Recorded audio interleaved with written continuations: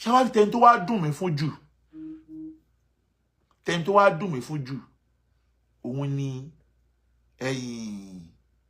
Mr. Qomoru. Mr. Qomoru ló wá dùn mí fún jù. Ẹ dákun, nígbà tí Mr. Ajala wá gbé press report jáde lórí kéèsì tí wọ́n petition tẹ́ ẹ kọ. Ẹ̀yin náà kọ ẹ sọ nínú torí èmi ò ní disrespect yín. Èmi ò ní ṣe bí àna yín ṣe ń ṣe fáwọn àfà. Torí pé mo ti bọ́ lọ́wọ́ dá mẹ́jẹ̀ mọ̀ pé gbogbo ohun tó ń jẹ́ àǹbú àfà àǹbú èèyàn kan èmi Alimi Adio 2021 mo ti rawọ́ ẹ̀bọ lẹ́mẹ̀jẹ̀ ní padà sí díẹ̀ mọ́. Ṣẹ̀kú tó wá pa àna yín ló fẹ́ sọ̀rọ̀ yín. Omi ò ní sọ̀rọ̀ bóun ti máa sọ pé àbórí yín ò pé ní àbórí yín dàrú ní never. Èmi ní sọ bẹ́ẹ̀ fún yín. Mi ní sọ bẹ́ẹ̀ fún yín. Tó mọ̀ pé èmi ní ìgbàgbọ́ wípé kò sí nǹkan kan tó wà láyé yìí tó kọjá Ọlọ́run. Ọjọ́ tẹ́ ń ka press report tẹ́ ń ka press report ńjọ́ Friday èmi ti wà l'Amẹ́ríkà. Tẹ́ ń sọ pé ẹ jọ̀ọ́ ẹ̀yin ìjọba ẹ bá wa mú, ẹ̀yin Àmọ̀tẹ́kùn ẹ bá wa mú, ẹ̀yin civil defense ẹ bá wa mú, ẹ̀yin Yorùbá nation ẹ bá wa mú, ẹ̀yin kíní kan èmi ti wà l'Amẹ́ríkà. Bọ́kọ́dé fẹ́ béèrè lọ́wọ́ yín ni wípé Mr. Ajala ẹ dákun ṣé ohun tó kọ ọmọ yín ṣe yẹn bẹ́ẹ̀ náà kà wà bẹ́ẹ̀ náà lọ láàrin àtọlọ́hun ṣé ohun tó dá ni. Ṣé ohun tó dá ni Saidi ń ṣe kó gbaṣọ lára àwọn èèyàn kó faṣọ yá mọ́ anybody lára kó yẹ gbogbo àwọn àfà. Ṣé nígbà tí ó yíwọ́ tí bàbá tí ó gba gold ṣe bẹ́ẹ̀ bọ́ta ẹ sọ wípé ẹ̀ ń wá peace. Wọ́n ẹ̀ jẹ́ pé ètò wá peace yẹn mọ́ ń sìn. Why? Wọ́n wá tí ń gọ́gọ́gọ́gọ́ iná wá jáde ẹ̀yìn adídí àgbàlagbà. Ẹ lọ mú fídíò kan wá níjọ́ mo ti ń ṣe fídíò tí mo ti attack yín rí. Mi attack yín rí. Mi ìbú yín rí. Bí sáà ṣe ń búyàn tó mi ò bú yín rí. Ẹ wá bọ́ta, ẹ wá defame mi. Ṣé mọ̀ pé ń tẹ́ ṣe yẹn náà tún defame mi ni? Ẹ̀yin sọ pé mo gbé fọ́tò fídíò yín jáde. Níhun tí mo dẹ̀ sọ fún yín kó tó ṣẹlẹ̀. Tẹ́ẹ̀rí ẹ̀ wà wípé ọkọ ọmọ yín ló kọ́kọ́ ṣe fún àwọn àna tèmi. Ọkọ ọmọ yín Saidi ló kọ́kọ́ ṣe fún àwọn àna tèmi. Mo dẹ̀ pè yín pé ẹ̀yin làánú ẹ o. Ẹ̀yin làánú ẹ o. Torí pé tèmi náà bá máa ṣe tèmi, ẹ̀yin ló máa bá o. Rékọ́dù wà náà.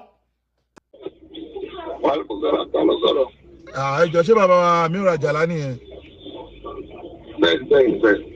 Ẹ̀yin Alhaji Shakiru ọ̀kan lọmọ ló ń sọ̀rọ̀ láti Amẹ́ríkà. Okay, good night. Family nǹkan. Alhamdulillah, àlàáfíà ni sir. Hello sir. Ọ̀rọ̀ kan ni mo fẹ́ sáré bá yín sọ torí t'Ọlọ́run. Okay, mo ń gbọ́. Mo ti pè yín jọ́ kan rí ọjọ́ yẹn lẹ́ ń gbéra sí ẹ̀ ń gbéra ájì ẹni wà níwájú àwọn immigration jọ yẹn.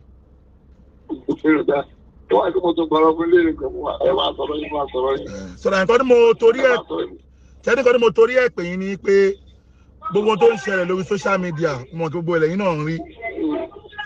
Orí ẹ̀ mẹ́rin ò fọ́lù ẹ̀ ó ti kó ní dáwà gbọ́dọ̀ prọ́fẹ̀.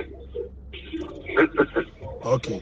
Ṣẹ́dẹ̀ yín tí mo dẹ̀ kí lẹ́ rí? Ẹgbẹ́ mi kì í dá sí mọ́. Àmọ́ orí pé kì í dá sí mọ́ lódodo wàláì. Ṣùgbọ́n èyí tí mo torí ẹ̀ pè yín ni pé mi ní fẹ́ kẹ́ padà gbọ́ pé mo yájú àbí mo gún yín. Torí pé a dà fún yín sà. Torí pé iṣẹ́ tèmi ń ṣe èmi dúró pé gbogbo ẹ̀yin tẹ́ jẹ́ bàbá wa nú ẹ̀sìn bí àbùkù kankan ṣe ní kàn ilé mi wà after gbogbo ẹni tó bá di jẹ́ àfa wa bàbá wa nú ẹ̀sìn mi wà after. Ṣùgbọ́n mo rí pé Saidi Shitu òun náà ihun tó ń gbé dání àníyàn tó fi ń ṣe Ọlọ́run ló mọ̀ o. Ṣùgbọ́n mo ti rí pé ó ti beyond ọ̀rọ̀ ẹ̀sìn. Torí pé ẹni bá máa protect ẹ̀sìn òun láti protect àwọn àfa ẹ̀sìn. Tí ò bá di protect àwọn àfa ẹ̀sìn o protect ẹ̀sìn yẹn. So that but èyí tó wá ń ṣe lọ́wọ́lọ́wọ́ ń sìn tí mo wá torí ẹ̀ pè ní pé gbogbo tí bá ti sọ òun náà àǹfààní àti fèsì èmi náà àǹfààní àti fèsì ṣùgbọ́n ó ti wá ń gbé lọ sí wípé ó ti ń mú ọ̀rọ̀ àwọn àna mi àti ìyàwó tèmi mọ́ mo dẹ̀ mọ̀ pé ẹ̀yin ni bàbá ìyàwó ẹ̀ àjà fún yín torí ìsìn èmi ọ̀rọ̀ ẹ̀sìn lájọ́ la gbé dání àáfàá lèmi ìwọ náà níwọ̀nba òkèwú ṣùgbọ́n ìwọ náà ní òun ṣe dá wà okay now sìn èmi ni mò ń sọ̀rọ̀ tó bá máa fèsì ìyàwó mi àtàwọn àna mi ló ń lé sórí social media ṣẹ́wárí kìíní yẹn kò ní túmọ̀ sí mi o wàláì kò ní túmọ̀ sí mi ṣùgbọ́n èmi náà mo kàn fẹ́ kẹ́ ẹ mọ̀ ní wípé gbogbo ohun tí bá ti bẹ̀rẹ̀ pẹ̀lú ẹ̀ àti kàfáyá àtẹ̀yìn náà kó má lè pé ọkọ ọlọmọ kí ló kàn mí ń bẹ̀ ṣé ó pé o ṣe pè mí òun ìkọ́ pé ìjọ tẹ̀ ń lọ sí kí lẹ wí. èmi ò nílò èsì àtúntò nílò èsì lórí ìyẹn náà. no tẹ̀ ń lọ sí kí lẹ wí. èmi ò nílò èsì àtúntò nílò èsì lórí ìyẹn náà.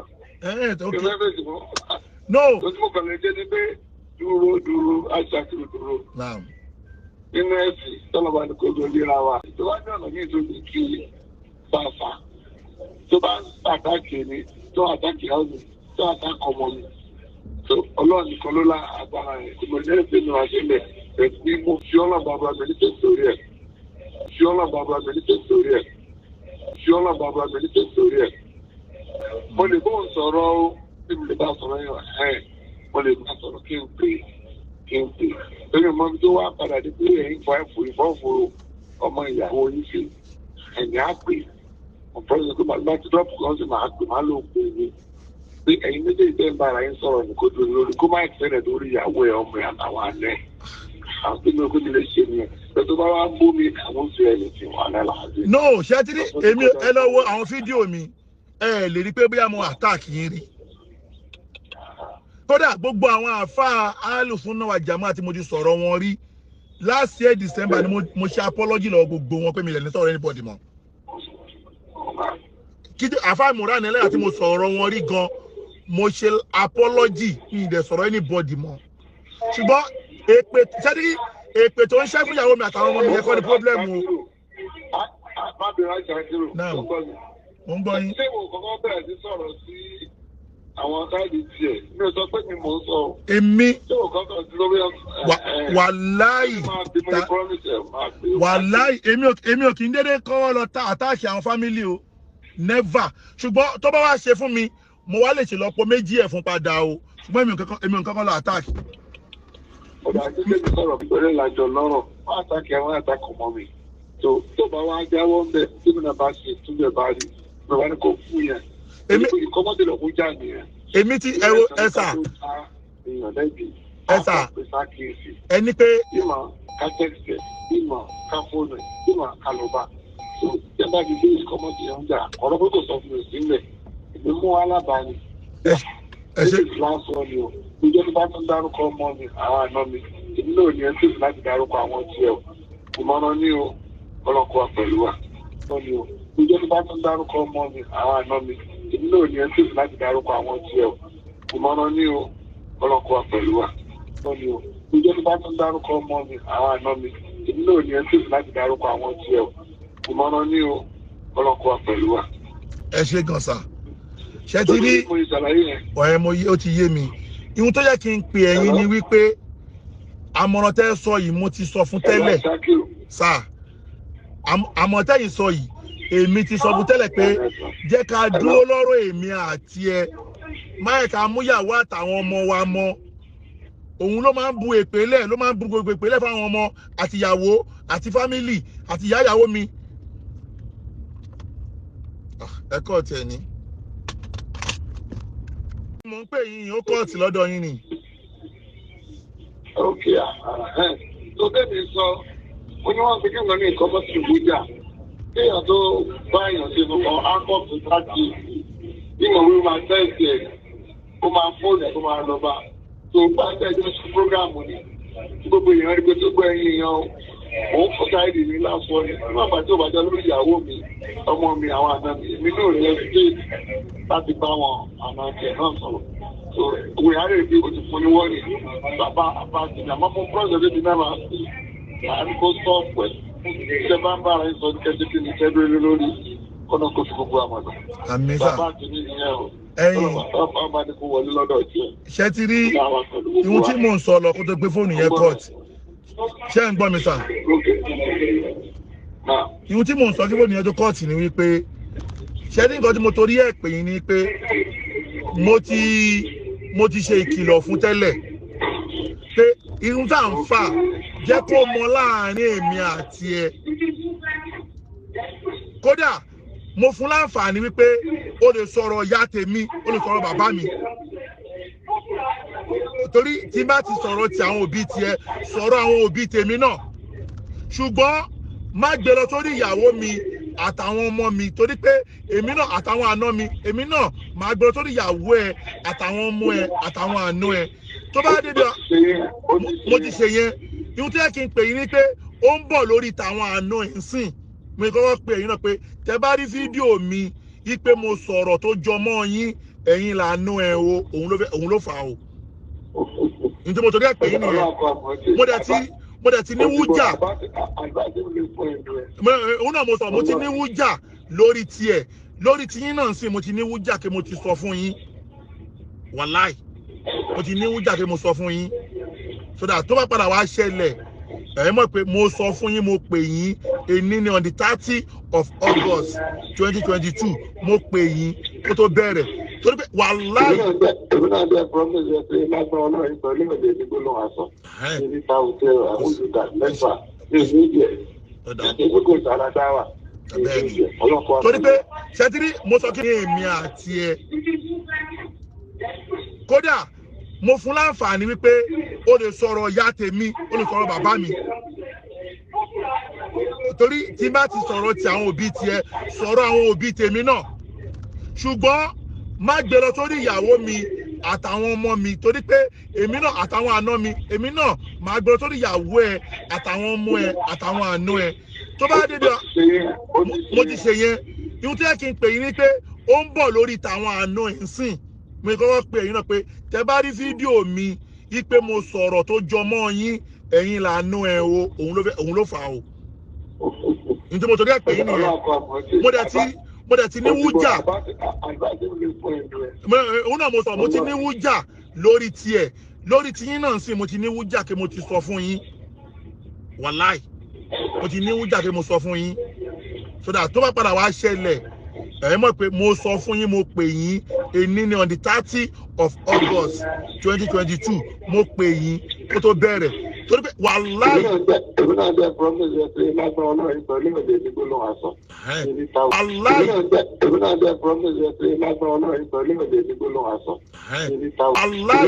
èmi náà bẹ promise ẹ pé lágbára náà ìpẹ̀lú ìwé ìdìbò ló wà sọ níbi ta hotel àmúdùdà mẹ́fà èyí ìjẹ èyí kò sára dáwà torí pé ṣẹtiri mo sọ kíni kan bẹ́ẹ̀ sọ kò ń ṣara dáwà kò ń ṣara súnà tànàbí Muhammad gbogbo wà bẹ́ẹ̀ yẹn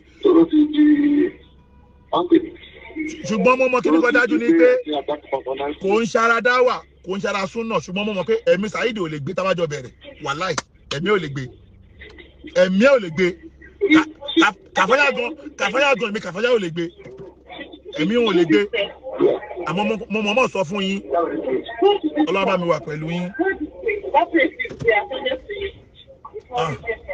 ok. tí mo pè é ẹ tún wá sọ fún mi pé gbogbo ohun tí n bá ṣe ẹ ní bí mi ẹ sọ rìkọ́dì wà ẹ ní pé gbogbo ohun tí mo bá ṣe o ẹ ní bí mi lópin ìgbà tóun náà bá ti kọ́kọ́ ṣe wẹ̀ kódà orí àwọn ilẹ̀ sọ fún mi pé ó máa ní wújà kíní kan pé tí wújà bá ti wà wípé mo ti sọ fún kò gbọ́ ẹ̀yin náà ní bí mi ihun tọkọ ọmọ yín wá ṣe fún mi wàlẹ̀ àwọn fún bèlà òfin èmi náà wá ṣerú ẹ̀ fún yín ẹ wá lọ ń gbé press report ẹlẹ́ẹ̀kejì wá ní pé mo tún wá pè yín fún ara mi níjọ́ tí mo gbọ́ pé àbẹ́ ẹ̀ ń wá mi mo pè yín rẹ́kọ̀dù ẹ̀ wà náà ẹni wá mi. Assalamu alaikum wa rahmatullahi wa barakatuh. Assalamu alaikum. Your call is waiting. Àdéhùn sọ Amẹ́ríkà ni. Assalamu alaikum. Bàbá Adé ní York ló bí wa. Wa alaikum salaam. Ẹ rọra o, ṣé bàbá Ìmọ̀rú Amiru Ajala nìyẹn? Bẹ́ẹ̀ni ọ̀rẹ́ Yorùbá ló bá mi sọ̀rọ̀. Mò ń gbọ́ fìnnìfìnnì pé bóyá ẹ̀ ń wá ọ̀kan lọ́mọ ni. Bí ìwà kí ó ṣe é kọ́. Àwọn èèyàn ló ń pè mí pé bóyá ẹ̀ ń wá ọ̀kan lọ́mọ. Wọ́n á ní kí n pè yín. Hello? Hello? Ọ̀kan lọ́mọ ò sọnù, àwọn èèyàn ló ń pè mí pé ẹ̀ ń wá ọ̀kan lọ́mọ. Wọ́n á ní kí n pè yín bóyá òótọ́ nàbí rọ́. Ọlọ́run bá mi wà pẹ̀lú nígbà náà. Pẹ̀lú mo kàn fẹ́ kàn fún àwọn náà. No, ọ̀kan lọ́mọ ò sọnù, àlàáfíà lọ̀kan lọ́mọ wà. Àwọn èèyàn ló ń pè mí pé ẹ̀ ń wá ọ̀kan lọ́mọ.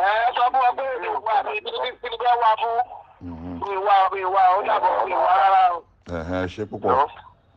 Okay.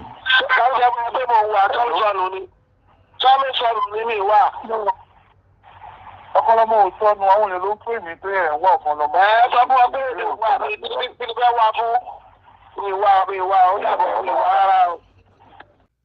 Èmi tẹ́ ní wá tí mi ò dẹ̀ sá lọ kí làbọ̀ ọ̀rọ̀ máa wá lọ ṣe press report lé orúkọ mi lọ forúkọ mi sínú pépà. Ṣé ẹ mọ̀ pé ń tẹ́ ṣe náà ti dáná ni sà? Wàláhì ti dáná. Wàláhì ti dáná, gbogbo pépà yẹn mo ti ní kó bá mi tọ́jú. Torí pé number 1 petition yín tẹ́ ní ẹ̀kọ́ èyí wọ́n fẹnu ara yín sọ pé AIG ò tí approve AIG ẹ ti gbẹ́jọ́ lọ bá ìjọba, ẹ ti competition lọ bá ìjọba. Ìjọba máa look into the petition, wọ́n dẹ̀ máa approve ẹ, wọ́n máa wá investigate ẹ, wọ́n máa wá invite mi. Ìgbà yẹn ló tẹ̀ wá kọ pé bóyá ìjọba tí ti approve yín, wọ́n ti invite mi ò lọ ló ṣẹ̀yẹ̀ kan rú yẹn. Ṣé mòfin ni? Number 1 petition yín ẹ̀yin wọ́n sọ pé ó ti wà pending, wọ́n ti approve petition yín. Number 2 wọ́n ti invite mi.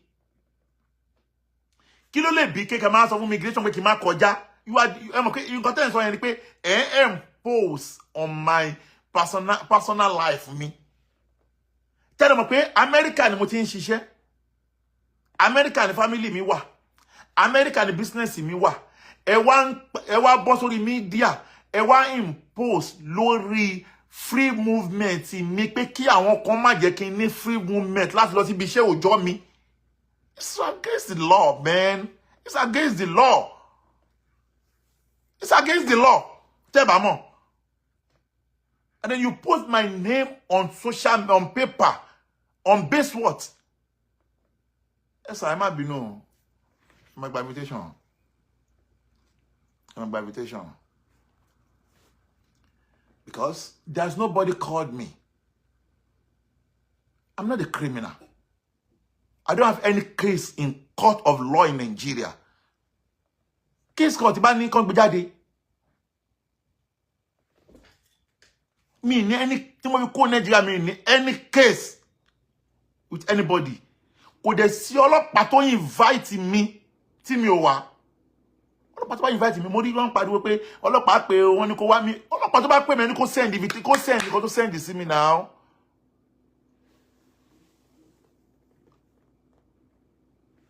Ọlọ́pàá tó bá invite me ẹ gba proof of send kó send sí mi. Case kan tí mo rí invitation ẹ̀ látọ̀dọ̀ Ànábì Joju àbí Joju kan náà pé. Case kan tí mo ní ó ti wà ní court already.